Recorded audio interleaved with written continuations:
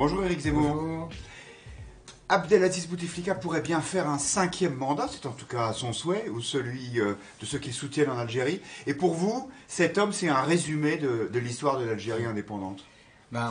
C'est assez facile de dire que c'est un résumé, puisque Bouteflika était à 25 ans ministre du gouvernement Ben Bella, le premier gouvernement de l'Algérie indépendante en 1962.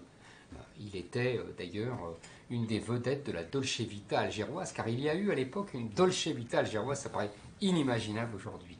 Et aujourd'hui, on voit ce qu'il est devenu, c'est-à-dire une momie à peine vivante, qu'on balade d'Alger à Grenoble parce que son médecin réside à Grenoble. Il n'est absolument plus capable de gouverner. On sait bien que derrière, c'est son frère et puis la camarilla de militaires et d'affairistes qui est derrière. Et Bouteflika, lors de son premier mandat de président, il incarnait la paix après la guerre civile. Voilà. Après la guerre civile, la guerre civile qui avait duré 10 ans, il avait fait, je crois, 200 000 morts, 300 000 morts, enfin, un massacre inouï, et qui avait vu la défaite improbable, parce que tout le monde pensait qu'ils allaient gagner, des islamistes. Et à partir de là, Bouteflika incarnait la paix, la réconciliation, etc. Et puis aujourd'hui, on voit bien que c'est plus qu'un chantage. C'est Bouteflika, ou sinon vous aurez de nouveau la guerre civile. Sinon, si vous ne votez pas pour Bouteflika, et les Algériens se révoltent contre ce chantage qui ressemble au célèbre Moi le chaos du général de Gaulle.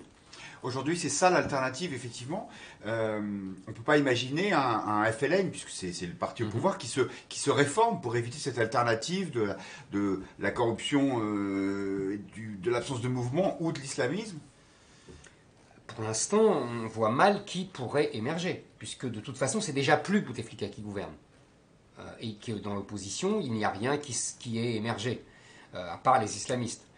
Donc, si vous voulez, pour l'instant, l'Algérie est bloquée, et en plus bloquée par des choix qui ont été faits dès les années 60.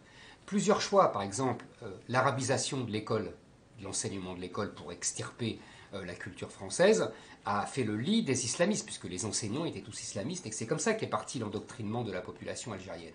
Deuxièmement, le refus de réprimer la démographie. Nous avons un pays à 40 millions d'habitants, ils étaient 10 millions à l'indépendance. C'est inouï.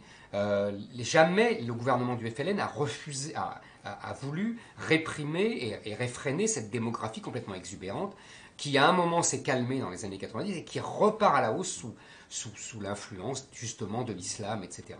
Et même Bouteflika avec l'islam, une fois que la FLN a gagné la guerre, que l'armée a gagné la guerre, qu'est-ce qu'il a fait? Il a ouvert les prisons et il a redonné les clés de la société aux islamistes, construisant une mosquée gigantesque et redonnant à l'islam une place absolument prépondérante. Il ne faut pas oublier que, contrairement à ce qu'on a voulu voir en France, le FLN ne se battait pas au nom du marxisme, du communisme ou de l'indépendance. Il se battait contre les infidèles, contre les croisés.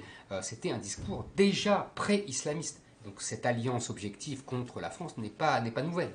Et le problème, c'est que cette crise qui vient en Algérie, c'est aussi un vrai sujet pour la France à cause de l'immigration. Mais c'est un sujet absolument terrifiant.